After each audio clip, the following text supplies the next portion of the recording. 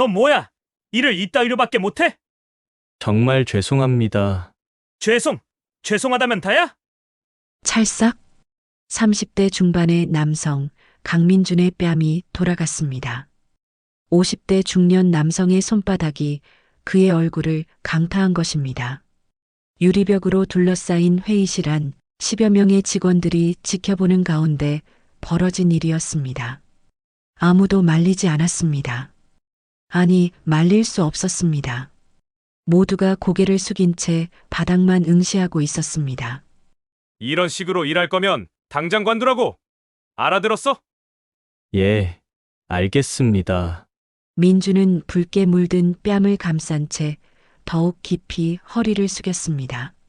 박상무라 불린 남성은 코웃음을 치며 회의실을 나섰습니다. 그 모습을 누군가가 지켜보고 있었습니다. 로비 유리문 너머 60대 초반의 단정한 여성이 두 주먹을 부들부들 떨며 서 있었습니다. 이정숙 여사였습니다. 그녀의 눈빛에는 충격과 분노, 그리고 무언가를 결심한 듯한 차가운 빛이 어려 있었습니다. 그로부터 30분 전 서울 강남구 테헤란로에 위치한 중견 IT 기업 테크인 20층 규모의 현대식 사옥은 월요일 오전에 분주함으로 가득했습니다. 출입증을 목에 건 직장인들이 바쁘게 오가는 1층 로비에 이정숙 여사가 조심스럽게 발을 들여놓았습니다. 회색 코트를 단정하게 입은 여사의 손에는 보온 가방이 들려 있었습니다. 그녀의 얼굴에는 약간의 긴장감과 함께 호기심 어린 표정이 어려 있었습니다. 실례합니다. 개발이팀 강민준 대리를 찾아왔는데요. 안내 데스크 직원은 공손하게 미소 지으며 내선 전화를 걸었습니다. 잠시 후 엘리베이터에서 강민준이 다소 당황한 표정으로 내려왔습니다. 깔끔한 와이셔츠에 넥타이를 맨 그는 장모를 발견하고는 눈이 휘둥그레졌습니다. 어머니, 어떻게 여기까지? 민준아, 미안하구나. 수진이가 아침에 내 도시락을 싸줬는데 내가 깜빡하고 안 가져갔더라고. 그래서 내가 직접 갖다 주려고 왔지. 이 여사는 환하게 웃으며 보온 가방을 내밀었습니다. 민주는 난처한 듯 뒤통수를 긁으며 도시락을 받았습니다. 사실 장모가 회사까지 찾아올 정도의 일은 아니었습니다. 점심은 회사 구내식당에서 해결하면 그만이었으니까요. 하지만 이 여사의 진짜 목적은 따로 있었습니다. 결혼 3년 차에 접어든 사위가 어떤 환경에서 일하는지 그 모습을 직접 눈으로 확인하고 싶었던 것입니다. 들어가서 일 봐. 내가 여기서 잠깐만 구경하다 갈게. 어머니, 회사가 볼 게 뭐 있다고. 제가 밖에 나가서 같이 차라도 한잔 하시죠. 아니야, 괜찮아. 너 회사 일 바쁘잖니? 어차피 이 근처에 볼 일도 있어서 온 거니까 신경 쓰지 마. 민주는 몇 번 더 만류했지만 이 여사의 고집을 꺾을 수는 없었습니다. 결국 그는 30분만 계세요. 제가 금방 내려올게요. 라는 말을 남기고 다시 엘리베이터에 올랐습니다. 이 여사는 로비 한쪽 소파에 자리를 잡고 앉았습니다. 넓은 로비는 대리석 바닥에 현대적인 조명이 은은하게 빛나고 있었습니다. 벽면에는 혁신, 도전, 성장이라는 단어들이 큼지막하게 새겨져 있었습니다.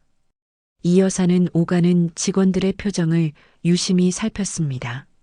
대부분 피곤해 보였고 어떤 이들은 과도한 업무 스트레스가 얼굴에 그대로 드러나 있었습니다.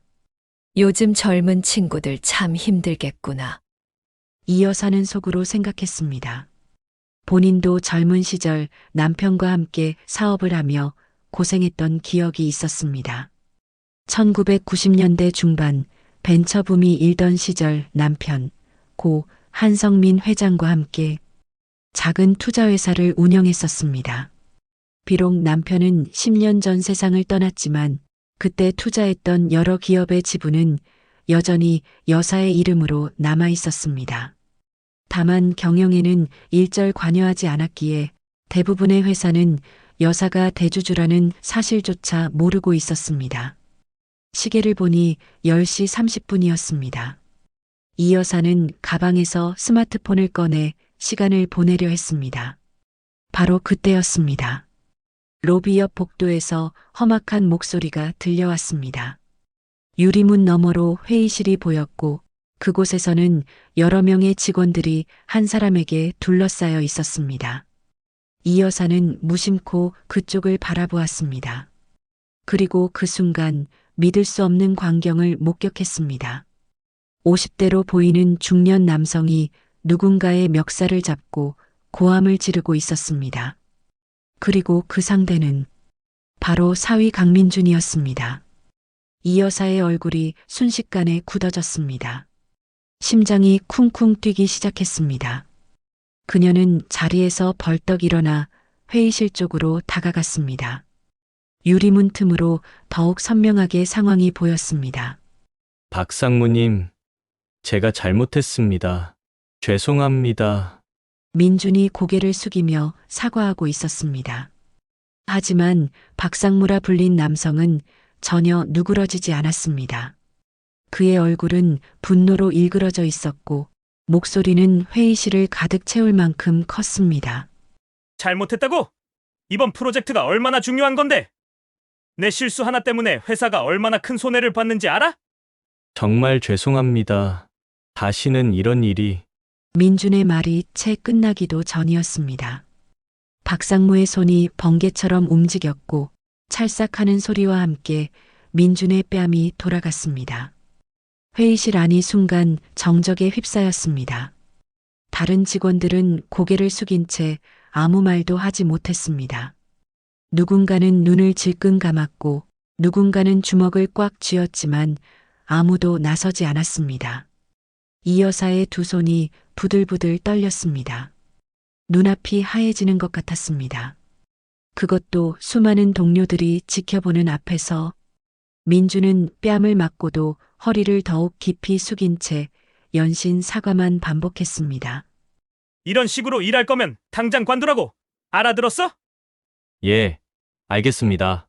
이 여사는 더 이상 참을 수 없었습니다. 당장 뛰어들어가 따져 묻고 싶었습니다. 하지만 그녀의 발은 마치 바닥에 붙은 듯 움직이지 않았습니다. 이성이 감정을 간신히 붙들고 있었습니다. 지금 나서면 민준이에게 더 큰 해가 될 수도 있어. 여사는 이를 악물고 그 자리에 서 있었습니다. 회의실 문이 열리고 박상무가 성큼성큼 걸어 나왔습니다. 이 여사와 눈이 마주쳤지만 그는 무관심하게 고개를 돌리고 지나갔습니다. 그저 로비에서 누군가를 기다리는 평범한 방문객으로만 보였을 것입니다. 박상무는 휴대폰을 꺼내 통화를 하며 복도 저편으로 사라졌습니다. 이 여사는 천천히 소파로 돌아와 앉았습니다. 가슴 속에서 무언가 뜨겁고 날카로운 것이 치밀어 올랐습니다. 분노였습니다. 그리고 동시에 자책감이었습니다. 내 사위가 저런 대우를 받으며 일하고 있었다니. 그녀의 시선은 로비 벽면의 문구로 향했습니다. 혁신, 도전, 성장. 겉으로는 멋진 단어들로 포장되어 있지만 그 안에서는 사람이 사람을 때리고 모욕하는 일이 벌어지고 있었습니다. 그녀는 주먹을 꽉 쥐었습니다. 10분쯤 지났을까요? 민준이 로비로 내려왔습니다. 그의 왼쪽 뺨은 여전히 붉게 물들어 있었습니다. 하지만 그는 아무렇지 않은 척 억지로 미소를 지으며 다가왔습니다. 어머니, 오래 기다리셨죠? 죄송해요. 갑자기 급한 일이 생겨서. 이 여사는 민준의 얼굴을 말없이 바라보았습니다. 그녀의 눈빛은 평소와 달랐습니다. 깊고 무겁고 무언가를 결심한 듯한 눈빛이었습니다. 민준아, 괜찮니? 네? 아, 네. 괜찮습니다. 그럼 어머니, 조심히 들어가세요. 이 여사는 천천히 고개를 끄덕이며 자리에서 일어났습니다. 그리고 민준의 어깨를 가만히 두드려 주었습니다. 수고하렴 힘내고. 네. 어머니, 저녁에 뵙겠습니다. 이 여사는 회전문을 나서며 한 번 더 건물을 돌아보았습니다. 테크인이라는 간판이 햇빛에 반짝였습니다. 그녀의 입가에 희미한 미소가 번졌습니다. 하지만 그것은 따뜻한 미소가 아니었습니다. 무언가를 계획하는 사람의 차갑고 단호한 미소였습니다.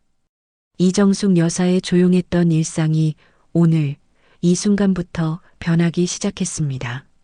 엄마, 그냥 원래 그런 회사예요. 한수진의 목소리는 지쳐 있었습니다. 아니, 체념한 듯 했습니다. 저녁 식사를 준비하던 그녀의 손이 멈췄고 도마 위의 파가 그대로 방치되었습니다. 그런 회사라니? 수진아, 내 남편이 뺨을 맞았단 말이야. 그것도 수십 명이 보는 앞에서. 이정숙 여사의 목소리가 떨렸습니다. 오후 내내 참았던 분노가 다시 치밀어 올랐습니다. 딸의 무덤덤한 반응이 오히려 더 충격적이었습니다. 엄마가 모르셔서 그래요. 요즘 회사가 다 그래요. 특히 우리 민준 오빠 같은 사람들은 참고 버티는 수밖에 없어요. 수지는 고개를 떨구며 다시 칼질을 시작했습니다. 툭툭 도마를 두드리는 소리만이 주방을 채웠습니다. 1시간 전 이정숙 여사는 딸의 집 앞에 도착했습니다. 서울 송파구의 중소형 아파트 단지 30평대의 깔끔한 신혼집이었습니다. 초인종을 누르자 딸이 반갑게 문을 열었습니다. 엄마, 어쩐 일이세요? 연락도 없이. 그냥 내 얼굴이 보고 싶어서. 이 여사는 억지로 미소를 지으며 안으로 들어섰습니다. 하지만 그녀의 마음속에는 오후 내내 목격한 그 장면이 지워지지 않고 있었습니다. 사위에 붉게 물든 뺨, 박상무의 폭력적인 손길, 그리고 아무도 말리지 못했던 그 침묵. 거실 소파에 앉아 차를 마시면서도 한 여사는 계속 딸의 얼굴을 살폈습니다. 수지는 평소와 다름없이 밝아 보였지만 자세히 들여다보니 눈가에 피로가 깃들어 있었습니다. 결혼 3년 차 31살의 젊은 여성치고는 너무 지쳐 보였습니다. 수진아, 민준이. 회사에서 어때? 잘 지내니? 이 여사는 조심스럽게 물었습니다. 수지는 찻잔을 내려놓으며 고개를 끄덕였습니다. 네, 잘 지내요. 바쁘긴 하지만요. 혹시 힘든 일은 없고. 그 질문에 수진의 표정이 순간 굳어졌습니다. 미세한 변화였지만 어머니의 눈을 속일 수는 없었습니다. 수진은 잠시 망설이다가 입을 열었습니다. 엄마, 왜 그러세요? 무슨 일 있어요? 오늘 내가 민준이 회사에 갔었어. 도시락 전해주려고. 네? 수진의 눈이 커졌습니다. 불안한 기색이 역력했습니다. 그런데 거기서 민준이가 상사한테 뺨을 맞는 걸 봤어. 이 여사의 말에 수지는 한동안 아무 말도 하지 못했습니다. 그녀의 손이 미세하게 떨렸고 입술을 깨물었습니다. 그리고 한참 뒤에야 작은 목소리로 말했습니다. 알고 있었어요. 뭐? 민준 오빠가 그런 일을 당한다는 거. 저도 알고 있었어요. 이 여사는 믿을 수 없다는 표정으로 딸을 바라보았습니다. 수지는 천천히 입을 열었습니다. 박상무라는 사람이요. 회사에서 악명 높은 사람이에요. 실적 압박이 심해지면서 직원들한테 폭언하고 때로는 폭력도 써요. 민준 오빠만 당하는 게 아니에요. 개발이 팀 전체가 그 사람 밑에서 고생하고 있어요. 그럼 신고를 해야지. 노동청이든 어디든. 엄마, 세상이 그렇게 단순하지 않아요. 수지는 쓴웃음을 지었습니다. 그녀는 천천히 상황을 설명하기 시작했습니다. 테크인은 중견 IT 기업이지만 최근 몇 년간 실적이 악화되고 있었습니다. 경쟁사들과의 기술 격차가 벌어지면서 대형 프로젝트를 따내지 못했고 그 압박이 고스란히 직원들에게 전가되고 있었습니다. 박상무는 그 압박의 최전선에 있는 인물이었고 그의 폭력적인 관리 방식은 회사 내에서 암묵적으로 용인되고 있었습니다. 민준 오빠가 이직을 생각 안 하는 건 아니에요. 하지만 지금 IT 업계가 얼마나 경쟁이 치열한데요. 35살의 대리면 이직도 쉽지 않아요. 게다가 우리 집 대출도 있고. 수진의 목소리가 점점 작아졌습니다. 이 여사는 딸의 어깨를 꼭 안아주었습니다. 젊은 부부가 겪고 있는 현실의 무게가 고스란히 전해졌습니다. 그래서 그냥 참는 거예요. 조금만 더 버티면 승진도 될 수 있고, 그럼 다른 부서로 갈 수도 있다고. 민준 오빠가 그러더라고요. 이 여사는 아무 말도 할 수 없었습니다. 분노와 안타까움 그리고 무력감이 뒤섞였습니다. 그녀는 딸과 함께 저녁 준비를 도우며 계속 생각에 잠겼습니다. 저녁 7시 민준이 퇴근했습니다. 그는 현관문을 열며 밝게 인사했지만 왼쪽 뺨의 붉은 자국은 아직 완전히 사라지지 않았습니다. 어머니, 와 계셨어요? 저녁 같이 드시려고요? 그래, 마침 수진이가 고기를 사놨더라고. 저녁 식사는 조용히 진행되었습니다. 이 여사는 민준의 얼굴을 계속 훔쳐봤습니다. 그는 아무렇지 않은 척 식사를 했지만 가끔씩 뺨을 만지는 습관적인 동작이 눈에 띄었습니다. 아마도 아직 통증이 남아있는 것 같았습니다. 민준아, 오늘 회사에서 힘든 일 있었니? 이 여사의 질문에 민준이 잠시 멈칫했습니다. 그는 수진을 힐끗 쳐다본 뒤 고개를 저었습니다. 아니요, 별일 없었어요. 그냥 프로젝트가 좀 바빠서요. 거짓말이라는 걸 알았지만 이 여사는 더 묻지 않았습니다. 민준의 자존심을 지켜주고 싶었습니다. 대신 그녀는 속으로 다짐했습니다. 이대로 둘 수는 없어. 식사를 마치고 설거지를 하는 동안 이 여사는 조용히 생각을 정리했습니다. 자신이 할 수 있는 일이 무엇일까? 그냥 사위의 장모로서 위로의 말만 건네고 돌아가야 할까? 아니면 문득 20년 전의 기억이 떠올랐습니다. 남편 한성민과 함께 벤처 투자를 시작했던 그 시절. 그들은 유망한 IT 스타트업들에 투자했고 그중 몇몇은 성공적으로 성장했습니다. 테크인도 그중 하나였습니다. 당시에는 직원 20명 남짓한 작은 회사였지만 기술력만큼은 뛰어났습니다. 한성민 회장은 테크인의 가능성을 보고 큰 금액을 투자했습니다. 그 후 테크인은 급성장했고 중견 기업으로 발돋움했습니다. 하지만 남편이 세상을 떠난 후 이 여사는 경영에서 완전히 손을 뗐습니다. 전문 경영인들에게 모든 것을 맡겼고 본인은 조용히 배당금만 받으며 살았습니다. 투자 포트폴리오를 관리해주는 변호사를 통해 간단한 보고만 받을 뿐이었습니다. 내가 테크인의 지분을 얼마나 가지고 있지? 이 여사는 거실로 돌아와 가방에서 휴대폰을 꺼냈습니다. 변호사 정태수의 번호를 찾아 메시지를 보냈습니다.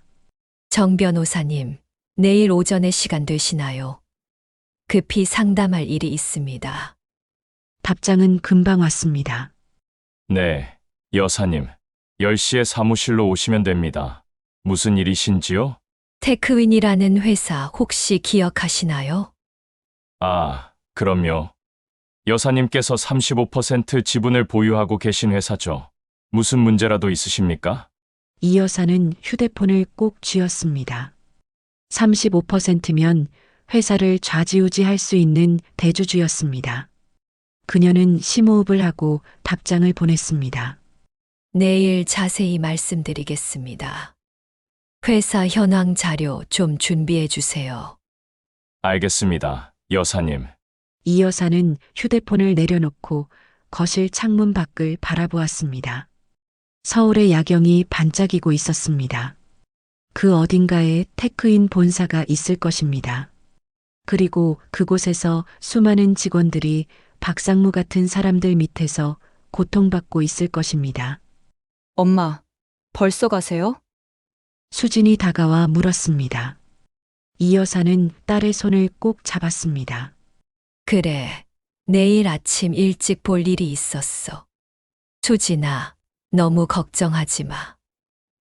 엄마가 뭔가 방법을 찾아볼게. 엄마, 괜히 이상한 생각 하지 마세요. 민준 오빠한테 피해 갈까봐. 걱정 마, 엄마를 믿어. 이 여사는 딸의 이마에 입을 맞추고 현관으로 향했습니다. 민준이 현관까지 배웅을 나왔습니다. 조심히 들어가세요, 어머니. 그래, 민준아, 너도 건강 챙기고. 이 여사는 엘리베이터에 올라타며 마지막으로 두 사람을 바라보았습니다. 젊은 부부는 손을 흔들며 작별 인사를 했습니다. 그들의 얼굴에는 피로가 가득했지만 그래도 서로를 의지하며 살아가는 모습이었습니다. 엘리베이터 문이 닫히자 이 여사의 표정이 변했습니다. 부드러운 미소는 사라지고 단호한 눈빛이 그 자리를 대신했습니다. 집으로 돌아가는 택시 안에서 한 여사는 창밖을 바라보며 생각했습니다. 20년 동안 잊고 살았던 사업가로서의 본능이 깨어나고 있었습니다. 남편과 함께 사업을 하던 그 시절, 그녀는 단순한 조력자가 아니었습니다. 투자 결정의 절반은 그녀의 통찰력에서 나왔고, 어려운 협상도 그녀가 주도했습니다. 한성민 당신도 이 상황을 봤다면 가만히 있지 않았겠죠. 그녀는 속으로 세상을 떠난 남편에게 말을 건넸습니다. 그리고 테크인을 제대로 들여다보기로 결심했습니다. 딸과 사위가 그리고 그곳의 모든 직원들이 인간답게 일할 수 있는 회사로 만들기로. 딸과 사위가 힘들지 않게 해줄 충분한 여유가 있었지만 이 여사는 지금은 아니라고 생각했습니다. 또한 그녀의 딸도 엄마가 그렇게 큰 자산가라는 걸 모르고 있었습니다. 택시가 그녀의 집 앞에 도착했습니다. 한남동의 고급 주택가, 30년 넘게 살아온 2층 단독주택이었습니다. 현관문을 열고 들어서자 고요함이 그녀를 맞이했습니다. 남편이 떠난 후 혼자 살아온 지 10년, 이 고요함에 익숙해졌지만 오늘만큼은 달랐습니다. 이 여사는 서재로 향했습니다. 남편의 책상이 그대로 보존되어 있는 공간이었습니다. 책장 한쪽에는 오래된 서류 박스들이 정리되어 있었습니다. 그녀는 그 중 하나를 꺼내 먼지를 털어냈습니다. H&H 인베스트먼트, 투자 현황이라고 적힌 라벨이 붙어 있었습니다. 박스를 열자 수십 개의 파일이 나왔습니다. 그녀는 그중 테크인이라고 적힌 파일을 꺼냈습니다. 노랗게 바랜 서류들 사이에서 투자 계약서가 나왔습니다. 2005년 3월 15일자. 투자 금액 50억 원. 지분율 35%. 이 여사는 서류를 천천히 읽어 내려갔습니다. 당시 테크인의 대표이사는 김영호였습니다. 젊고 패기 넘치던 공학도 출신 CEO. 그는 기술에 대한 열정으로 가득했고 한성민 회장과 자주 만나 회사의 미래를 논했습니다. 하지만 지금은 어떻게 되었을까? 그녀는 노트북을 켜고 테크인 홈페이지에 접속했습니다. 회사 소개 페이지를 보니 현재 대표이사는 이준호였습니다. 김영호의 이름은 어디에도 없었습니다. 경영진 명단을 보니 박성호 상무의 이름이 눈에 띄었습니다. 오늘 민준을 때린 그 사람일 것입니다. 이 여사는 더 깊이 조사했습니다. 테크인의 최근 실적, 주요 프로젝트, 직원 수, 그리고 온라인 커뮤니티에 올라온 회사 평가까지 2시간 동안 집중해서 읽어내려간 결과 그녀는 테크인의 현재 상황을 대략 파악할 수 있었습니다. 회사는 겉으로는 멀쩡해 보였지만 내부는 썩어가고 있었습니다. 직원 리뷰 사이트에는 상사의 갑질, 과도한 업무 압박, 높은 이직률이라는 키워드가 반복적으로 등장했습니다. 그녀는 한숨을 쉬었습니다. 20년 동안 내가 뭘 한 거지. 배당금만 받으면서 이런 일이 벌어지는 줄도 몰랐어. 자책감이 밀려왔지만 그녀는 고개를 저었습니다. 지금 중요한 건 과거가 아니라 미래였습니다. 그녀는 내일 변호사를 만나 구체적인 계획을 세우기로 했습니다. 시계를 보니 밤 11시였습니다. 이 여사는 노트북을 끄고 창밖을 바라보았습니다. 서울의 밤하늘에는 별이 거의 보이지 않았습니다. 하지만 그녀의 마음속에는 하나의 별이 떠올랐습니다. 딸과 사위를 위한, 그리고 테크인의 모든 직원들을 위한 희망의 별. 이정숙 여사는 침대에 누웠지만 쉽게 잠들지 못했습니다. 머릿속에서는 이미 내일의 계획이 빠르게 돌아가고 있었습니다. 20년 만에 다시 사업가의 모습으로 돌아가는 순간이었습니다. 새벽 1시, 그녀는 마침내 잠들었습니다. 그녀의 얼굴에는 결연한 표정이 남아 있었습니다. 내일부터 시작될 긴 싸움을 준비하는 전사의 얼굴이었습니다. 이건 범죄 수준입니다. 정태수 변호사의 목소리가 떨렸습니다. 그의 앞에는 김수연 대표가 일주일간 수집한 조사 보고서가 놓여 있었습니다. 200페이지가 넘는 분량, 증언 녹취록, 사진 자료, 그리고 재무 분석 결과까지. 이정숙 여사는 보고서를 한 장 한 장 넘기며 입술을 깨물었습니다. 박성호 상무의 폭행 사례만 지난 1년간 47건입니다. 이중 병원 치료를 받은 경우가 12건, 정신과 상담을 받은 직원이 8명입니다. 김수연 대표가 차분하지만 단호한 목소리로 설명했습니다. 이 여사는 사진 한 장을 집어들었습니다. 젊은 남성의 얼굴에 멍이 들어 있었고 눈가가 부어 있었습니다. 이 직원은 24살 신입사원입니다. 박상무에게 프로젝트 보고를 잘못했다는 이유로 머리를 맞았습니다. 뇌진탕 진단을 받았지만 회사에는 넘어져서 다쳤다고 보고했습니다.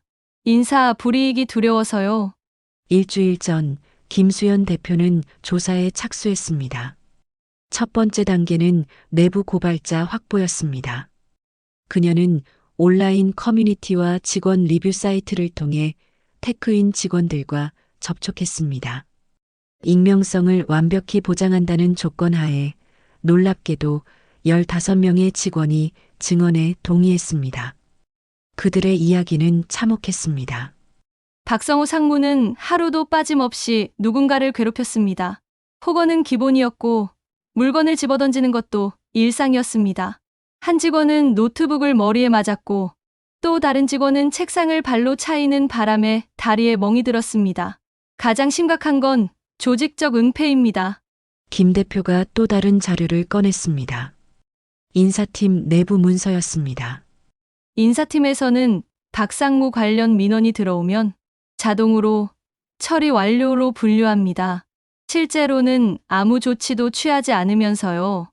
이준호 대표도 이 사실을 알고 있었습니다. 오히려 실적만 좋으면 된다며 박상무를 두둔했죠. 이 여사의 얼굴이 굳어졌습니다. 이것은 개인의 일탈이 아니었습니다. 회사 전체가 부패한 시스템이었습니다. 재무 쪽도 문제가 있습니다. 정태수 변호사가 끼어들었습니다. 이준호 대표는 실적을 부풀리기 위해 회계 조작을 했습니다. 프로젝트 매출을 선인식하고 비용은 이연 처리했습니다. 겉으로는 영업이익이 증가한 것처럼 보이지만 실제 현금 흐름은 악화되고 있습니다. 그게 불법인가요? 완전히 불법은 아니지만 회계 기준을 위반한 부분들이 있습니다. 외부 감사를 받으면 문제가 될 수 있는 수준입니다. 이 여사는 보고서를 덮었습니다. 충분했습니다. 아니, 넘쳤습니다.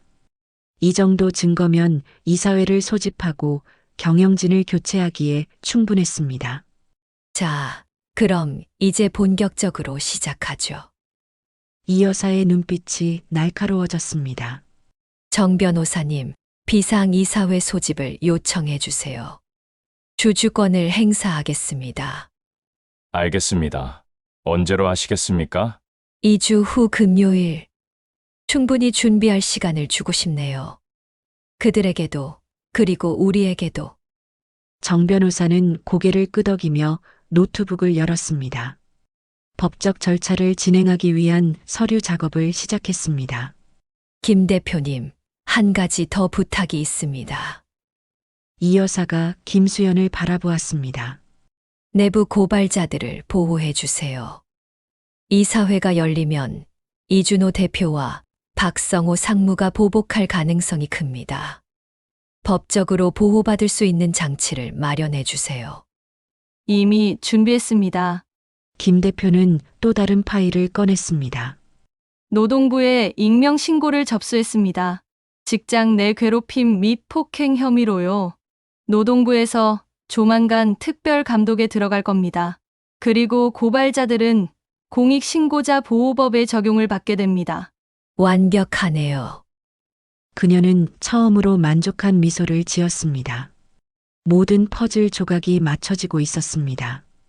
그로부터 3일 후 테크인 본사는 발칵 뒤집혔습니다. 이준호 대표의 사무실로 한 통의 공문이 도착했습니다.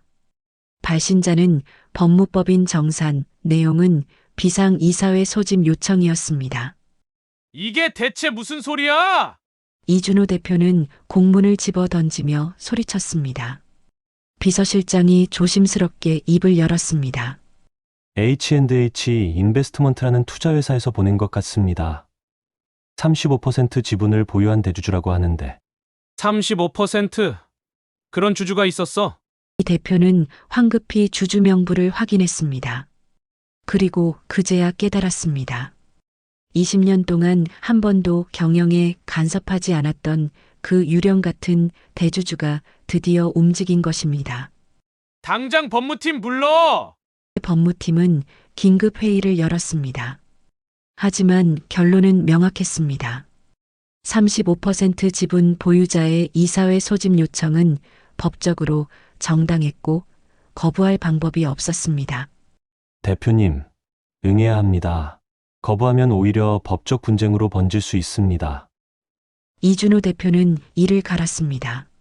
누군가 자신의 경영권에 도전하고 있었습니다. 하지만 누구인지, 왜 그러는지 알 수 없었습니다. 박상무 불러! 잠시 후 박성호 상무가 대표실로 들어왔습니다. 무슨 일입니까? 비상사태야. 대주주가 이사회를 소집하겠다고 해. 뭔가 조사한 것 같아. 박 상무의 얼굴이 굳어졌습니다. 설마 직원들 관리건 때문일까요? 모르겠어. 하지만 조심해야 해. 혹시 내가 직원들한테 과하게 한 거 없어? 증거가 될 만한 거 있어? 박 상무는 잠시 생각하다가 고개를 저었습니다. 다들 입 다물고 있을 겁니다. 누가 감히 저한테 대들겠습니까? 그래, 그렇길 바란다. 이번 이사회가 끝날 때까지 조용히 있어. 절대 문제 일으키지 마. 박 상무는 고개를 끄덕이고 나갔지만 불안감을 떨칠 수 없었습니다. 지난 몇 년간 자신이 얼마나 많은 직원을 괴롭혔는지 그 자신도 정확히 기억하지 못했습니다. 혹시 누군가 고발한 것은 아닐까? 그날 오후 개발이 팀은 이상하게 조용했습니다. 박 상무가 사무실에 틀어박혀 있었고 직원들은 그 이유를 몰랐습니다. 강민주는 동료에게 조심스럽게 물었습니다. 오늘 박 상무님 이상하지 않아? 한 번도 안 나오셨어. 그러게, 무슨 일 있나 봐. 하지만 그들은 몰랐습니다. 지금 이 순간 회사의 운명을 바꿀 거대한 태풍이 몰려오고 있다는 것을. 이틀 후 이정숙 여사는 딸 수진의 집을 방문했습니다. 저녁 식사를 함께하면서 여사는 민준의 표정을 살폈습니다. 여전히 피곤해 보였지만 최근 며칠간은 조금 나아 보였습니다. 민준아, 요즘 회사 어때? 아, 네. 그냥 그렇습니다, 어머니. 박 상무님이 좀 조용해졌다던데. 민준이 놀란 표정으로 장모를 바라보았습니다. 어머니가 어떻게? 수진이한테 들었어. 요즘 회사에 무슨 일 있다고. 민주는 고개를 끄덕였습니다. 네, 사실 회사에 소문이 돌고 있어요. 대주주가 이사회를 소집했다고. 20년 동안 잠자던 대주주가 갑자기 나타났대요. 경영진이 다들 긴장하고 있어요. 이 여사는 속으로 미소를 지었습니다. 계획대로였습니다. 그래, 좋은 일 아니겠니? 혹시 회사가 좋은 쪽으로 바뀔지도 모르잖아. 그렇게 되면 좋겠네요. 솔직히 요즘 너무 힘들어서 이직도 생각하고 있었거든요. 수진이 놀란 표정으로 남편을 바라보았습니다.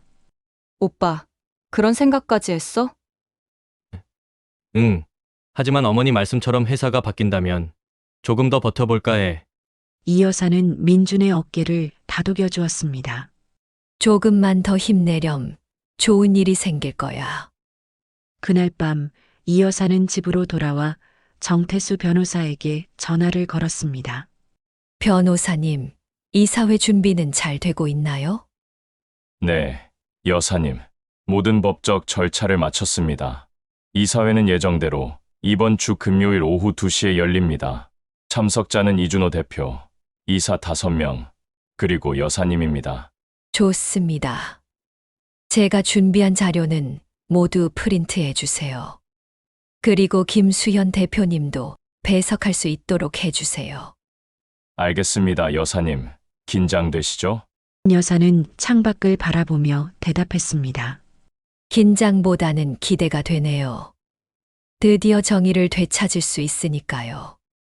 여사님의 용기에 감탄합니다. 많은 분들이 부당함을 목격해도 그냥 지나치는데 여사님은 직접 나서셨으니까요. 변호사님, 이건 용기가 아니에요. 그냥 해야 할 일을 하는 거죠. 제 가족을 지키고 무고한 사람들을 지키는 것. 그게 제가 할 수 있는 일이니까요. 전화를 끊고 이 여사는 서재로 향했습니다. 남편의 사진 앞에 섰습니다. 여보, 이제 곧이에요. 당신이 투자했던 그 회사를 다시 제대로 된 회사로 만들 거예요. 직원들이 행복하게 일할 수 있는 곳으로요. 사진 속의 한성민은 여전히 따뜻하게 웃고 있었습니다. 그녀는 사진을 쓰다듬으며 속삭였습니다. 당신도 자랑스러워할 거예요. 지켜봐 주세요. 금요일이 다가오고 있었습니다. 테크인의 운명이 결정될 그날이 목요일 저녁 박성호 상무는 술집에서 소주잔을 비우고 있었습니다. 옆에는 같은 팀 과장 2명이 앉아 있었습니다. 상무님, 너무 걱정하지 마십시오. 아무 일도 없을 겁니다. 그래. 우리가 다 입 다물고 있는데 뭘 알겠어. 하지만 박 상무의 불안감은 사라지지 않았습니다. 20년 동안 나타나지 않던 대주주가 갑자기 움직인다는 것.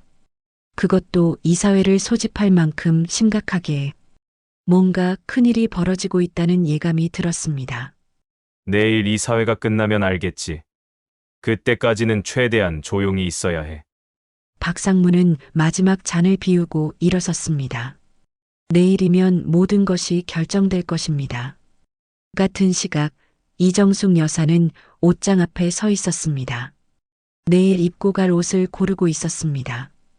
검은색 정장, 단정한 구두, 그리고 남편이 생전에 선물했던 진주 목걸이, 대주주로서의 위엄을 보여줄 차림새였습니다. 내일은 큰 날이야. 그녀는 거울 속 자신을 바라보았습니다. 60대의 여성이었지만 눈빛만큼은 여전히 날카롭고 강했습니다. 준비됐어. 이제 시작이야. 밤은 깊어갔고 테크인의 운명을 바꿀 금요일이 밝아오고 있었습니다. 금요일 오전 테크인 본사는 묘한 긴장감에 휩싸여 있었습니다. 평소와 다름없이 직원들이 출근하고 키보드를 두드리는 소리가 사무실을 채웠지만 경영진의 표정은 어두웠습니다. 오후 2시, 20층 대회의실. 이준호 대표는 스케줄표를 보며 한숨을 쉬었습니다. 비상이사회. 지난 10년간 한 번도 없었던 일이었습니다. 그는 법무팀 자료를 다시 한번 검토했습니다. H&H 인베스트먼트 이정숙 고 한성민 회장의 부인 20년 동안 잠자고 있던 대주주 대체 왜 지금 나타난 거지? 이 대표는 이해할 수 없었습니다. 배당금도 꼬박꼬박 지급했고 적어도 장부상으로는 실적도 나쁘지 않았습니다. 오전 10시 강민주는 동료들과 함께 커피를 마시고 있었습니다. 휴게실에는 몇몇 직원들이 모여 속닥거리고 있었습니다. 야, 들었어? 오늘 대주주가 온대. 대주주. 우리 회사에 그런 사람이 있었어? 20년 동안 나타나지 않았던 사람이래. 근데 갑자기 이사회를 소집했대. 뭔가 큰일 터지는 거 아니야? 민주는 커피를 홀짝이며 생각에 잠겼습니다. 며칠 전 장모님이 했던 말이 떠올랐습니다. 조금만 더 힘내렴. 좋은 일이 생길 거야. 그때는 그냥 위로의 말인 줄 알았는데 혹시 강대리, 무슨 생각해? 아니, 그냥. 민주는 고개를 저었습니다. 설마 장모님이 이 일과 관련이 있을 리 없었습니다. 쓸데없는 기대라고 생각했습니다. 오후 1시 이정숙 여사는 정태수 변호사, 김수연 대표와 함께 테크인 본사 앞에 도착했습니다. 검은색 정장을 입은 여사의 모습은 카리스마가 넘쳤습니다. 단정한 헤어스타일, 절제된 액세서리, 그리고 흔들림 없는 눈빛. 여사님, 긴장되십니까? 정 변호사가 물었습니다. 그녀는 고개를 저었습니다. 아니요. 오히려 편안해요. 드디어 시작이니까요. 세 사람은 로비로 들어섰습니다. 안내 데스크 직원이 정중하게 인사했습니다. 어떻게 오셨습니까? 비상이사회 참석차 왔습니다. 이정숙입니다. 직원의 얼굴이 순간 굳어졌습니다. 대주주. 경영진이 긴장하고 있는 바로 그 사람이었습니다. 아, 네. 안내해드리겠습니다. 20층으로 올라가시면 됩니다. 엘리베이터에 올라타며 이 여사는 주변을 둘러보았습니다. 10일 전 이곳에서 사위가 폭행당하는 장면을 목격했었습니다. 그 기억이 생생했습니다. 하지만 오늘 모든 것이 바뀔 것입니다. 20층에 도착하자 비서실장이 기다리고 있었습니다. 이 여사님, 이쪽으로 오십시오. 대회의실은 넓고 고급스러웠습니다. 긴 테이블에는 이미 5명의 이사가 앉아 있었고 상석에는 이준호 대표가 자리하고 있었습니다. 모두가 이 여사를 주목했습니다. 어서 오십시오, 이 여사님. 처음 뵙겠습니다. 저는 테크윈 대표이사 이준호입니다. 이 대표가 일어나 악수를 청했습니다. 이 여사는 짧게 악수하고 자리에 앉았습니다. 저도 처음 뵙네요. 20년 만에 이렇게 만나게 될 줄은 몰랐습니다. 회의실에 미묘한 긴장감이 흘렀습니다. 이 여사는 가져온 서류 가방을 테이블에 올려놓았습니다. 그럼 회의를 시작하겠습니다. 이 대표가 의사봉을 두드렸습니다. 본 비상이사회는 H&H 인베스트먼트의 요청으로 소집되었습니다. 이 여사님, 회의 안건을 말씀해 주시겠습니까? 이 여사는 천천히 일어섰습니다. 그리고 차분하지만 단호한 목소리로 말했습니다. 안건은 2가지입니다. 첫째, 현 경영진의 경영 방식에 대한 검토. 둘째, 직장 내 괴롭힘 및 폭행 사건에 대한 조사와 책임자 문책입니다. 회의실이 순간 얼어붙었습니다.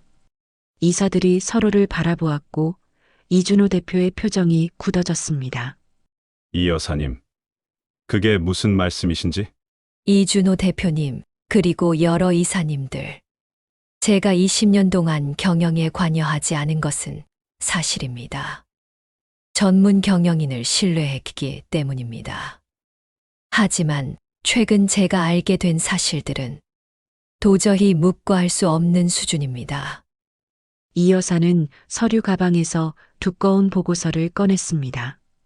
김수연 대표가 준비한 조사 보고서였습니다. 이 보고서에는 지난 1년간 테크인에서 발생한 직장 내 괴롭힘 및 폭행 사건이 기록되어 있습니다. 총 47건, 피해자 증언, 의료 기록, 그리고 목격자 진술까지 모두 확보했습니다. 그녀는 보고서 한 권을 이준호 대표 앞에 놓았습니다. 특히 박성호 상무의 행위는 명백한 범죄 수준입니다. 직원들을 폭행하고 협박하고 인격을 모독했습니다. 그리고 이준호 대표님, 당신은 이 모든 사실을 알고 있었으면서도 묵인했습니다. 이 대표의 얼굴이 새하얗게 질렸습니다. 이 여사님, 그건 오해입니다. 저는 오해가 아닙니다. 이 여사는 또 다른 자료를 꺼냈습니다. 작년 5월 한 직원이 인사팀에 박성호 상무의 폭행을 신고했습니다. 인사팀은 이를 대표님께 보고했습니다. 하지만 대표님의 지시는 조용히 처리하라였습니다. 이메일 기록이 여기 있습니다. 이 대표는 아무 말도 할 수 없었습니다. 이 여사는 계속했습니다. 그리고 재무 문제도 있습니다. 매출 선인식, 비용 이연 처리, 회계 기준을 위반한 부분들이 다수 발견되었습니다. 정태수 변호사님, 설명해 주시겠습니까? 정 변호사가 일어나 재무 자료를 설명하기 시작했습니다. 이사들의 얼굴이 점점 어두워졌습니다. 이들 중 몇몇은 이런 사실을 전혀 몰랐던 것입니다.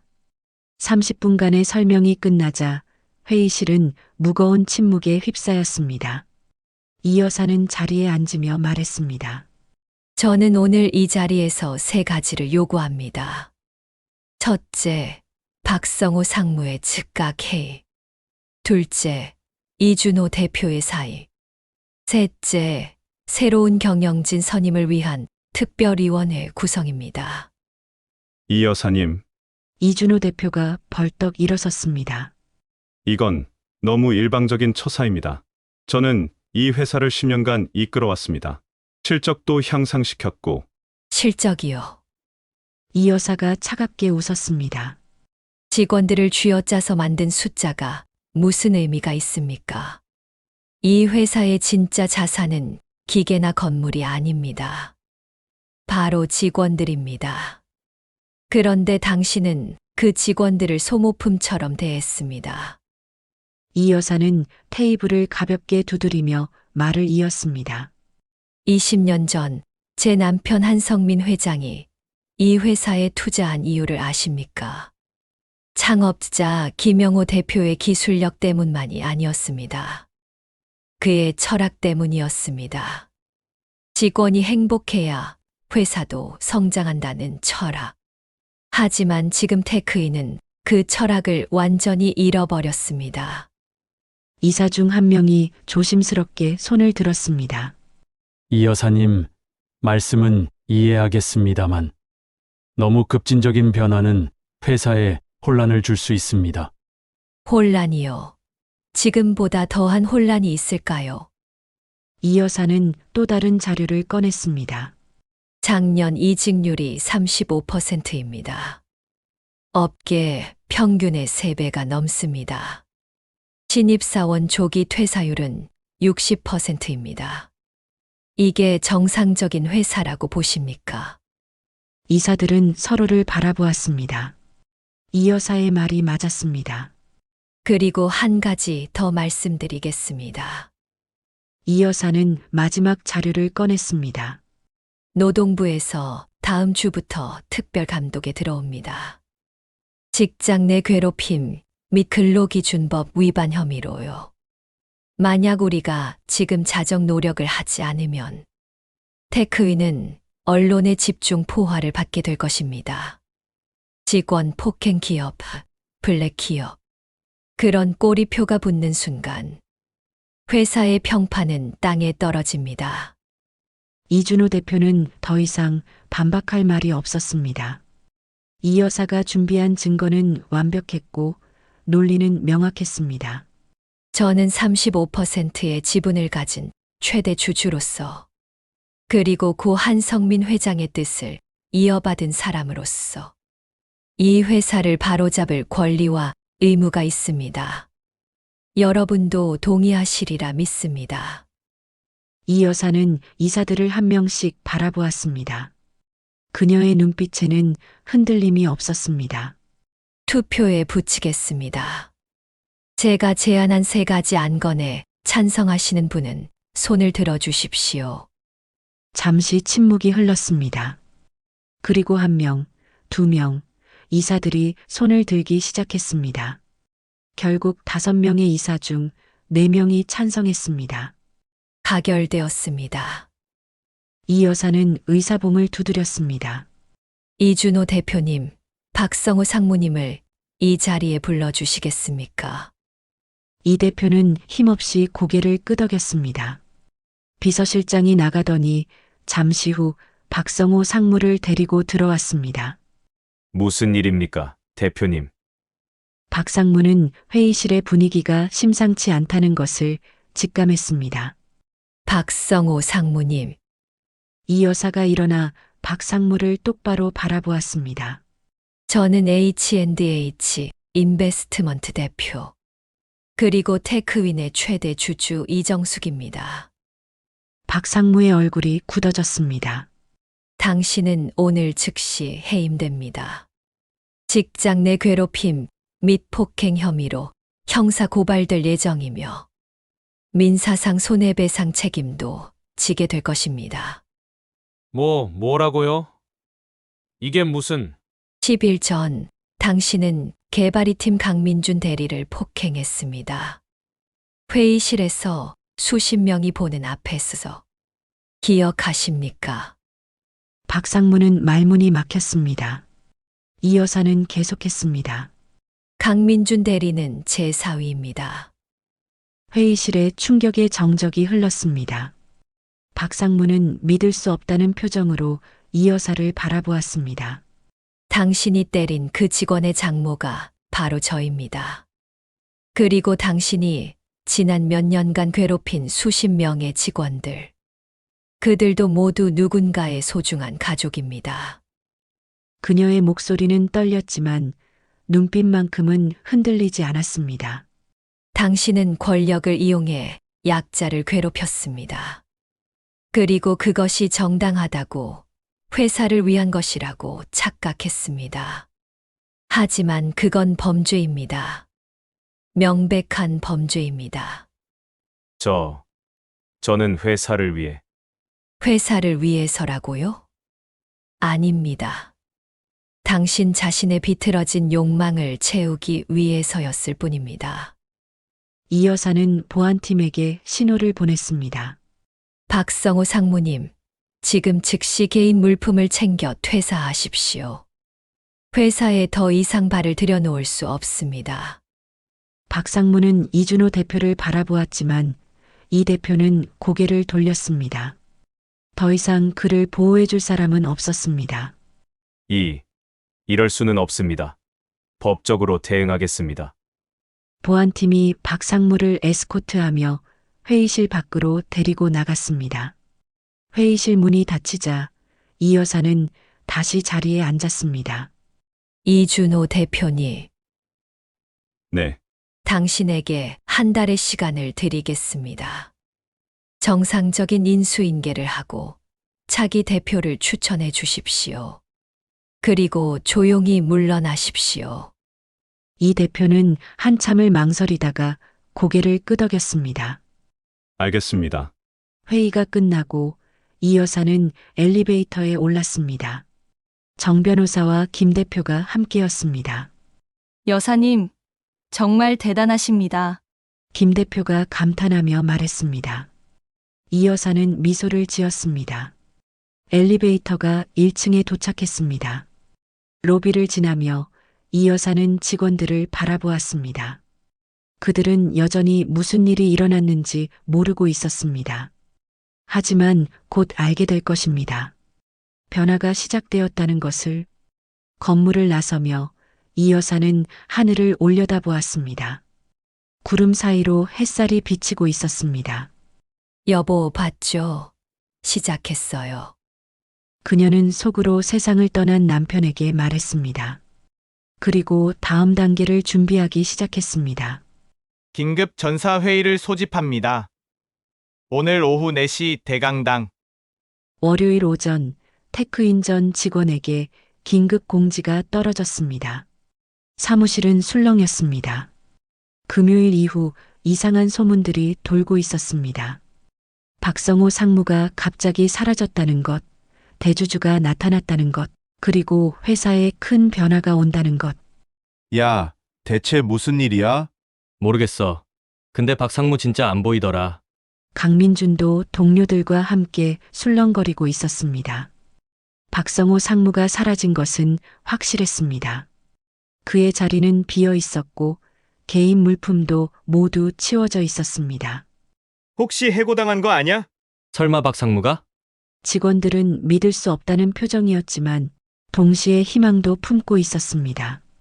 만약 정말로 박상무가 사라졌다면 그들의 지옥 같은 일상도 끝날 수 있을까? 오후 4시 테크인 대강당은 300여 명의 직원으로 가득 찼습니다. 1층부터 20층까지 모든 부서의 직원들이 모였습니다.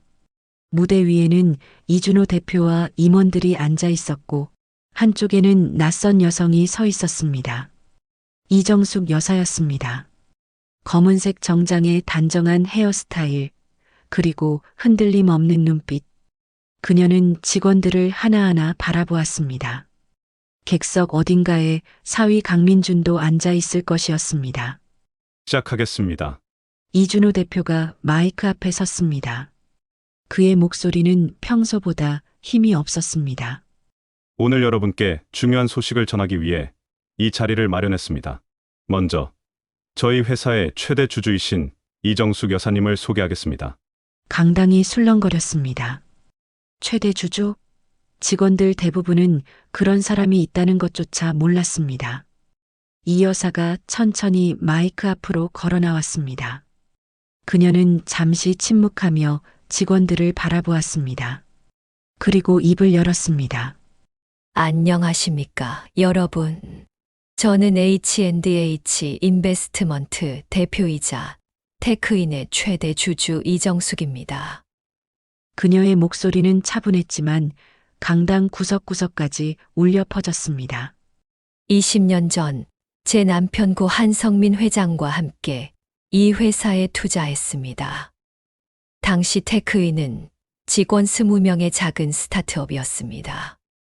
하지만 창업자 김영호 대표의 기술력과 열정, 그리고 무엇보다 직원을 가족처럼 대한다는 철학에 감동받아 투자를 결정했습니다. 이 여사는 잠시 말을 멈췄습니다. 강당은 조용했습니다. 하지만 제 남편이 세상을 떠난 후 저는 경영에서 손을 뗐습니다. 전문 경영인을 믿었기 때문입니다. 배당금은 제때 들어왔고 실적 보고서도 나쁘지 않았습니다. 그래서 저는 안심했습니다. 이 여사의 목소리가 약간 떨렸습니다.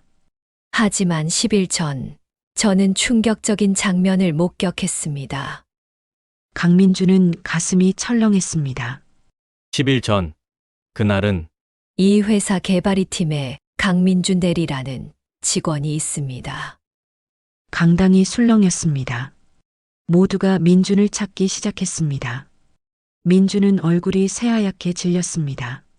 저는 그날 박성호 상무가 강민준 대리를 폭행하는 장면을 목격했습니다. 회의실에서 수십 명의 직원이 지켜보는 앞에서 한 사람이 다른 사람의 뺨을 때리는 것을 봤습니다. 그리고 또 한 사람의 자존감이 무너지고 있는 것을 목격했습니다. 이 여사의 목소리가 높아졌습니다. 그리고 저는 알았습니다. 제가 믿었던 이 회사가, 제 남편이 투자했던 이 회사가 얼마나 썩어 있는지를. 직원들은 숨을 죽이고 들었습니다. 강민준 대리는 제 사위입니다. 강당이 술렁거렸습니다. 민주는 고개를 푹 숙였습니다. 옆에 앉은 동료들이 놀란 눈으로 그를 바라보았습니다. 하지만 이건 개인적인 복수가 아닙니다. 이 여사는 단호하게 말했습니다. 지난 일주일간 조사한 결과 박성호 상무의 폭행 사례는 47건이었습니다. 피해자는 제 사위뿐만이 아니었습니다. 여러분 중 많은 분들이 고통받고 있었습니다. 이 여사는 준비한 자료를 화면에 띄웠습니다. 증언록, 의료 기록, 그리고 통계 수치들. 작년 이직률 35%, 신입사원 조기 퇴사율 60%, 직원 만족도 하위 10%. 이것이 정상적인 회사라고 생각하십니까? 직원들은 아무 말도 하지 못했습니다. 그들이 겪어온 고통이 숫자로 증명되고 있었습니다. 저는 금요일 비상이사회를 소집했고 다음과 같은 결정을 내렸습니다. 이 여사는 또박또박 말했습니다. 첫째, 박성우 상무는 즉시 해임되었습니다. 형사 고발도 진행될 예정입니다. 강당에서 환호성이 터져 나왔습니다. 몇몇 직원은 눈물을 흘렸습니다. 오랜 악몽이 끝난 것입니다. 둘째, 이준호 대표는 한 달 내로 사임할 예정입니다. 이번에는 술렁거림이 일었습니다. 대표까지? 이준호 대표는 박성호 상무의 행위를 알고 있었으면서도 묵인했습니다. 그것만으로도 경영자로서 실격입니다. 이준호 대표는 고개를 숙였습니다. 셋째, 새로운 경영진을 선임하겠습니다. 그리고 테크윈을 처음 시작했을 때 그 정신으로 돌아가겠습니다. 직원이 행복한 회사, 기술이 존중받는 회사, 그런 회사를 만들겠습니다. 이 여사는 잠시 숨을 고르고 계속했습니다. 앞으로 달라질 것들을 말씀드리겠습니다. 화면이 바뀌며 새로운 슬라이드가 나타났습니다. 첫째, 직원 복지 예산을 2배로 늘리겠습니다. 둘째, 야근 수당을 정확히 지급하고 불필요한 야근을 줄이겠습니다. 셋째, 수평적 조직 문화를 만들겠습니다. 상사가 부하를 함부로 대하는 문화는 이제 끝입니다. 직원들의 얼굴이 점점 밝아졌습니다. 넷째, 내부 신고 시스템을 강화하겠습니다. 부당한 대우를 받으면 언제든 신고할 수 있고 신고자는 철저히 보호받습니다. 다섯째, R&D 투자를 늘리겠습니다. 기술 개발이야말로 이 회사의 미래입니다. 이 여사는 마이크를 내려놓고 직원들을 바라보았습니다. 여러분, 저는 약속합니다. 테크윈을 여러분이 자랑스러워할 수 있는 회사로 만들겠습니다. 출근이 두렵지 않은 회사, 가족에게 당당히 말할 수 있는 회사로 만들겠습니다. 그녀의 눈빛은 진심으로 가득했습니다. 하지만 이것은 제 혼자 할 수 있는 일이 아닙니다. 여러분의 협조가 필요합니다. 함께 만들어 갑시다. 우리 모두가 행복한 회사를. 이 여사가 고개를 숙여 인사하자 강당에서 박수가 터져 나왔습니다. 처음에는 몇 명이었지만 순식간에 전체로 퍼졌습니다. 우레와 같은 박수 소리가 강당을 가득 채웠습니다. 민주는 눈물을 훔치며 박수를 쳤습니다. 장모님이었습니다. 자신을 위해 그리고 모든 직원들을 위해 이렇게 큰일을 해낸 것입니다. 회의가 끝나고 직원들은 흥분된 표정으로 사무실로 돌아갔습니다. 복도 곳곳에서 환호성이 들렸고 어떤 직원들은 서로 껴안으며 기뻐했습니다. 드디어 끝났어. 박상무가 사라졌어. 이제 야근도 줄어들겠지? 민주는 자리에 앉아 멍하니 있었습니다. 동료들이 그에게 다가왔습니다. 야, 강대리. 진짜 대주주가 내 장모님이었어? 응, 나도 오늘 처음 알았어. 대박이다. 완전 영화 같아. 민주는 휴대폰을 꺼내 장모님께 문자를 보냈습니다. 어머니, 정말 감사합니다. 뭐라 말씀드려야 할지. 답장은 금방 왔습니다. 민준아, 당연한 일을 했을 뿐이야. 저녁에 집에 와서 수진이랑 같이 이야기하자. 민주는 미소를 지었습니다. 그리고 창밖을 바라보았습니다. 하늘이 유난히 맑았습니다. 그날 저녁 이정숙 여사는 딸의 집을 방문했습니다. 수진과 민준이 현관에서 기다리고 있었습니다. 어머니, 수진이 달려와 어머니를 껴안았습니다. 엄마, 어떻게 이런 일을. 수진아, 내 남편이, 내 사위가 그렇게 고생하는데 내가 가만히 있을 수 있겠니? 민주는 장모님 앞에 무릎을 꿇었습니다. 어머니, 정말 죄송하고 감사합니다.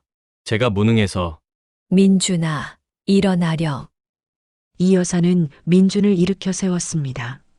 내가 무능한 게 아니야. 환경이 잘못된 거지. 그리고 이제 그 환경을 바꿨어. 이제부터는 당당하게 일하렴. 너는 유능한 직원이야. 세 사람은 거실에 앉아 저녁을 먹으며 이야기를 나눴습니다. 이 여사는 지난 2주간의 일들을 자세히 설명했습니다. 엄마, 그런데 회사는 앞으로 어떻게 되는 거예요? 당분간은 내가 직접 경영을 챙겨볼 거야. 새로운 대표를 찾을 때까지. 그리고 직원 복지 개선, 조직 문화 혁신, 이런 것들을 하나씩 실행할 거야. 엄마 혼자 다 하시기엔 너무 힘들지 않으세요? 물론 혼자는 못하지. 그래서 전문가들을 영입할 거야. 그리고 김영호 대표도 다시 모셔올 생각이야. 김영호 대표요? 응, 테크윈의 창업자. 10년 전에 쫓겨나다시피 떠났지만 그 사람이야말로 이 회사를 제대로 이끌 수 있는 사람이야.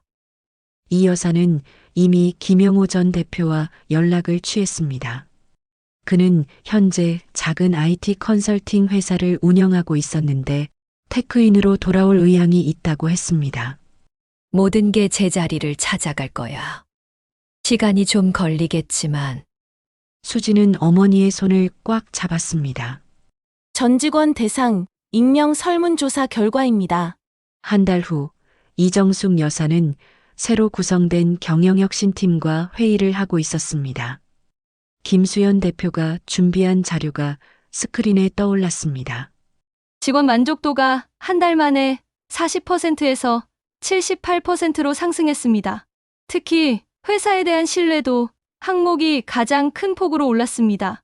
이직 의향이 있다고 답한 직원도 65%에서 25%로 감소했습니다. 이 여사는 만족스러운 표정으로 고개를 끄덕였습니다.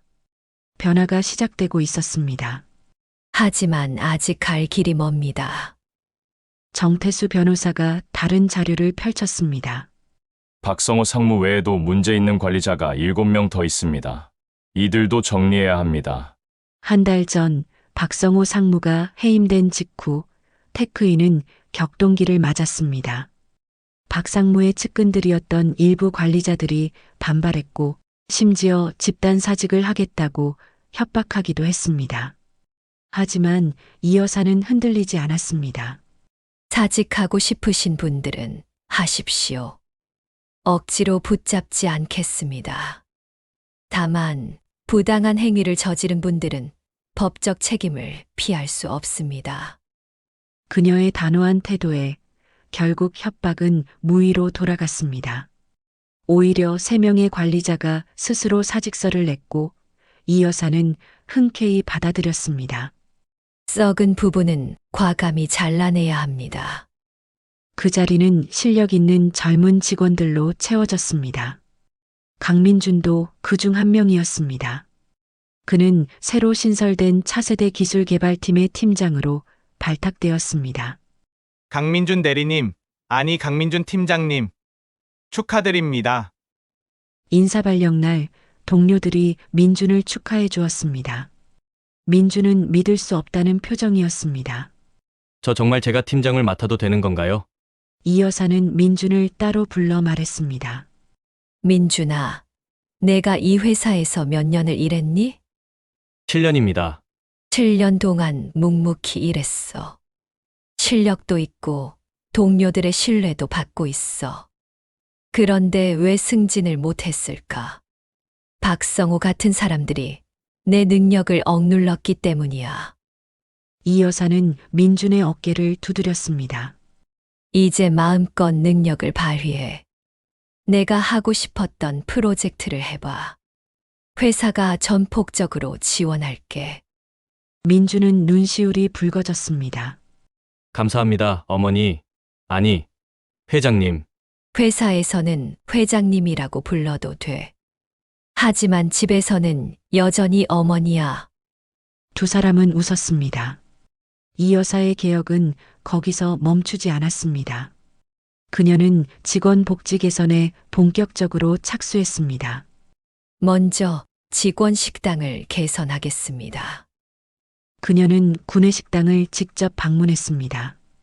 오래된 시설, 형편없는 음식. 직원들은 불평하면서도 참고 먹고 있었습니다. 이건 아니죠. 사람들이 매일 먹는 음식인데. 이 여사는 3억 원의 예산을 투입해 식당을 전면 리모델링했습니다. 새로운 주방 설비, 쾌적한 환경, 그리고 전문 영양사를 고용해 메뉴를 개선했습니다. 와, 진짜 호텔 뷔페 같아. 직원들은 놀라워했습니다. 점심시간이 즐거워졌고 직원들의 표정도 밝아졌습니다. 둘째, 휴게 공간을 만들겠습니다. 이 여사는 각 층에 작은 휴게실을 설치했습니다. 편안한 소파, 커피 머신, 그리고 간단한 간식. 직원들은 쉬는 시간에 그곳에서 재충전할 수 있었습니다. 셋째, 워라밸을 보장하겠습니다. 이 여사는 야근을 대폭 줄이는 정책을 도입했습니다. 오후 7시 이후에는 특별한 사유가 없으면 퇴근하도록 권장했고 불필요한 회의를 없앴습니다. 야근 수당도 정확히 지급하고 대신 야근 자체를 줄입시다. 효율적으로 일하면 굳이 야근할 필요 없어요. 처음에는 반신반의하던 직원들도 점차 변화를 실감했습니다.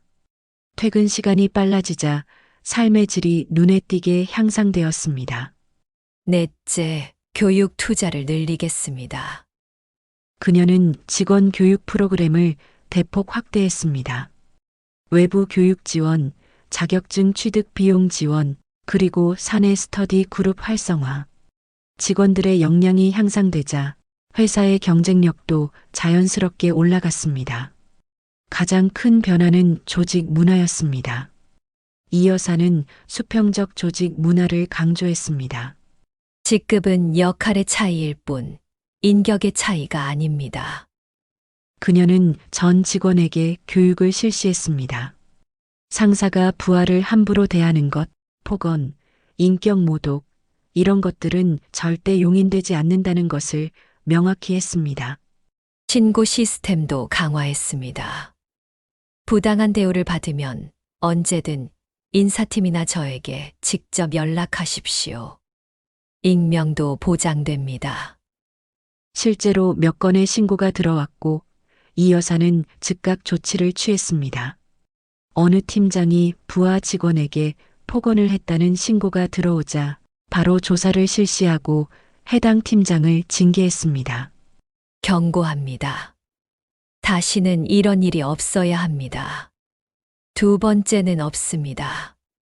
이 소식이 퍼지자 회사 분위기가 확 바뀌었습니다. 이제 아무도 함부로 직원들을 대하지 못했습니다. 2개월 후 한 여사는 김영호 전 대표를 만났습니다. 강남의 한 카페, 60대 초반의 김영호는 여전히 날카로운 눈빛을 가지고 있었습니다. 이 여사님, 오랜만입니다. 김 대표님, 잘 지내셨습니까? 두 사람은 반갑게 악수했습니다. 20년 전 한성민 회장이 투자를 결정할 때 김영호를 소개한 것도 이 여사였습니다.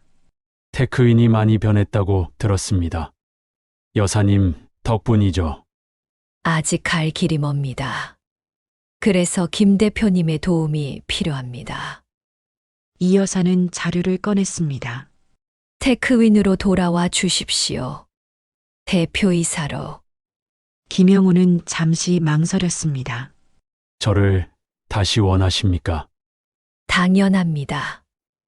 이 회사를 만든 사람은 대표님입니다. 그리고 이 회사를 제대로 이끌 수 있는 사람도 대표님입니다. 하지만 제가 떠난 지 10년이 넘었습니다. 기술도 많이 바뀌었고 기술은 배우면 됩니다. 하지만 철학은 쉽게 배울 수 없습니다. 대표님의 직원을 가족처럼 대한다는 철학, 그것이 지금 테크인에 필요합니다. 김영우는 한참을 생각하다가 고개를 끄덕였습니다. 감사합니다. 대표님. 한 달 후 김영우는 테크인의 신임 대표이사로 취임했습니다. 직원들은 열렬히 환영했습니다. 오래된 직원들은 김영우를 기억하고 있었고 새로운 직원들도 그의 명성을 알고 있었습니다.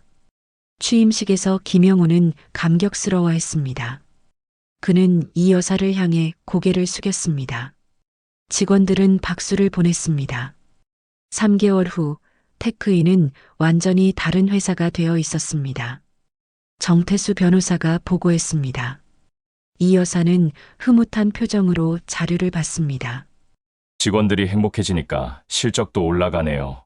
당연한 결과입니다. 사람이 자산인 회사에서 사람을 잘 대우하면 회사도 성장합니다. 그녀는 창밖을 바라보았습니다. 테크인 본사 건물이 햇살에 반짝이고 있었습니다. 이제 정말 시작이에요. 우리는 더 나아갈 수 있어요. 그녀의 눈빛은 여전히 날카로웠습니다. 하지만 이제는 따뜻함도 함께 있었습니다. 그날 저녁 이 여사는 딸의 집을 방문했습니다. 민준과 수진이 활짝 웃으며 맞이했습니다. 어머니, 오늘 회사에서 또 상을 받았어요. 민준이 트로피를 보여주었습니다. 올해의 혁신 프로젝트상. 축하한다, 민준아. 내 실력을 드디어 인정받는구나. 다 어머니 덕분입니다. 아니야, 내 실력이야. 나는 그냥 환경을 만들어줬을 뿐이야. 세 사람은 저녁을 먹으며 행복한 시간을 보냈습니다. 민주는 요즘 회사 이야기를 신나게 했고 수진도 남편의 밝아진 모습에 기뻐했습니다. 엄마, 정말 감사해요. 우리 인생을 바꿔주셨어요. 수진아, 이건 너희를 위한 것만은 아니었어. 모든 직원들을 위한 거였어. 그리고 내 아버지의 뜻을 이어받은 거지. 이 여사는 남편 생각에 잠시 눈시울이 붉어졌습니다. 아버지도 자랑스러워하실 거예요. 그래, 그랬으면 좋겠구나. 밤이 깊어갔습니다. 이 여사는 집으로 돌아가는 택시 안에서 생각했습니다. 4개월 전만 해도 평범한 노년을 보내고 있었는데 지금은 수백 명의 직원을 책임지는 경영자가 되어 있었습니다. 힘들지만 보람 있어. 이 여사는 미소를 지었습니다. 그리고 다음 계획을 떠올렸습니다. 테크인을 IT 업계 최고의 직장으로 만드는 것. 그것이 그녀의 새로운 목표였습니다. 축하합니다. 테크인이 2025 일하기 좋은 기업 대상을 수상했습니다. 6개월 후 서울 코엑스에서 열린 시상식. 이정숙 회장과 김영우 대표가 나란히 무대에 올라 트로피를 받았습니다. 객석에서는 테크인 직원 30명이 함께 참석해 환호했습니다. 이정숙 회장님, 수상 소감 부탁드립니다. 사회자가 마이크를 건넸습니다. 이 여사는 잠시 객석을 바라보다가 입을 열었습니다. 6개월 전만 해도 이 상을 받을 거라고는 상상도 못했습니다. 그녀의 목소리는 차분했지만 감동으로 떨렸습니다. 테크윈은 직원들이 고통받는 회사였습니다. 하지만 지금은 직원들이 행복한 회사가 되었습니다. 이 변화는 제 혼자 만든 것이 아닙니다. 함께 해준 모든 직원들, 그리고 믿어준 가족들 덕분입니다. 박수가 터져 나왔습니다. 6개월 전으로 돌아가 보겠습니다. 이 여사가 대주주로서 정체를 드러내고 박성호 상무를 해임한 그 시점부터 테크인은 급격히 변화했습니다.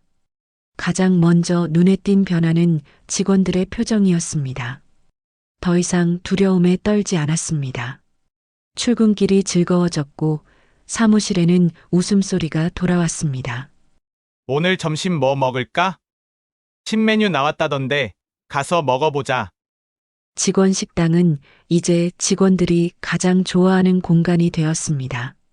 맛있는 음식, 쾌적한 환경, 그리고 동료들과의 즐거운 대화. 강민준의 팀도 달라졌습니다.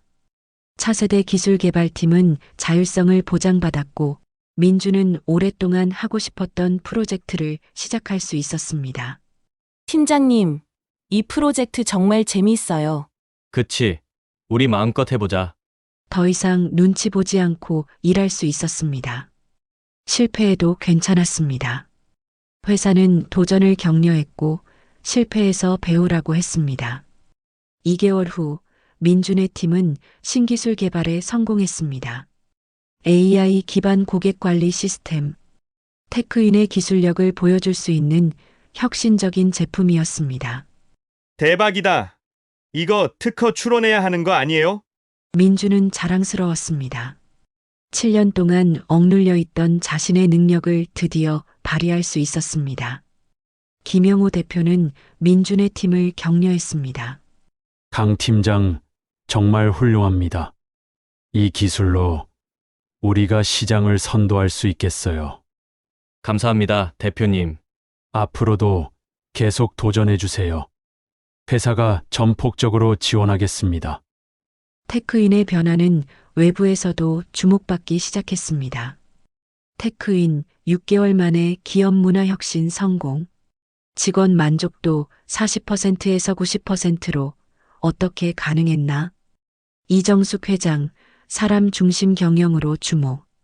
언론에서 테크인을 집중 조명했습니다. 이 여사는 여러 인터뷰 요청을 받았고 그녀의 이야기는 많은 사람들에게 감동을 주었습니다. 장모님이 사위를 위해 회사를 바꿨다. 60대 여성 회장의 통쾌한 복수. 테크인 기적. 그 시작은 한 통의 도시락. 특히 민준을 때린 박성호 상무가 형사 고발되어 벌금형을 받았다는 소식이 전해지자 많은 직장인들이 환호했습니다. 드디어 갑질 상사가 처벌받았다. 이런 회장님이 우리 회사에도 계셨으면. 테크인은 이제 취업하고 싶은 회사 순위에서 상위권에 올랐습니다. 신입사원 지원자가 폭증했고 우수한 인재들이 몰려들었습니다. 4개월 후 테크인은 역대 최고 실적을 기록했습니다. 이 여사는 만족스러운 표정으로 고개를 끄덕였습니다. 모두 직원들 덕분입니다. 회장님, 정말 감사합니다. 김영호가 진심으로 말했습니다. 제가 10년 전에 꿈꿨던 회사를 회장님께서 만들어 주셨습니다. 김 대표님도 고생 많으셨어요. 이제 함께 더 나은 회사를 만들어가요. 두 사람은 악수했습니다. 5개월 후 테크인은 또 다른 발표를 했습니다. 직원 주식 배당 프로그램 도입. 이 여사는 자신의 지분 중 10%를 직원들에게 나눠주기로 결정했습니다. 근속 연수와 성과에 따라 직원들이 주식을 받을 수 있게 한 것입니다. 회사의 주인은 직원 여러분입니다. 함께 성장하고 함께 성과를 나눠야 합니다. 이 여사의 발표에 직원들은 감격했습니다. 어떤 직원은 눈물을 흘렸습니다. 민준도 주식을 배당받았습니다. 그는 장모님께 감사 인사를 드렸습니다. 어머니, 이렇게까지 하실 필요 없으신데. 민준아, 내가 받을 자격이 있어. 그리고 다른 직원들도 마찬가지야. 모두가 열심히 일한 대가야. 그리고 오늘 시상식. 테크인은 일하기 좋은 기업 대상을 받았습니다. 테크인의 기적은 계속되었습니다. 그리고 그 중심에는 한 사람의 용기와 정의감이 있었습니다. 사위를 위해 시작했지만 수백 명의 직원들을 구한한 여성의 이야기. 그녀의 이름은 이정숙. 60대에 다시 사업가로 돌아와 세상을 바꾼 여성이었습니다. 3년 후 이정숙 여사는 손주를 무릎에 앉히고 이야기를 들려주고 있었습니다. 할머니가 말이야. 내 아빠를 때린 나쁜 사람을 혼내줬단다. 정말요?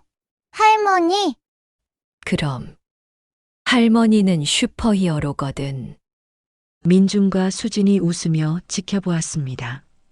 그들의 삶은 완전히 달라져 있었습니다. 행복하고 안정적이고 희망으로 가득했습니다. 테크인은 이제 직원 1000명의 대기업이 되었고 글로벌 시장에서도 인정받는 회사가 되었습니다. 그리고 여전히 일하기 좋은 기업 1위를 지키고 있었습니다. 이정숙 여사는 이제 명예회장이 되어 후배 경영자들에게 자문을 해주고 있었습니다. 그녀의 이야기는 많은 사람들에게 영감을 주었고 책으로도 출간되었습니다. 제목은 장모의 반격 한 통의 도시락이 바꾼 회사. 베스트셀러가 되었고 많은 직장인들에게 희망을 주었습니다. 세상은 바꿀 수 있다.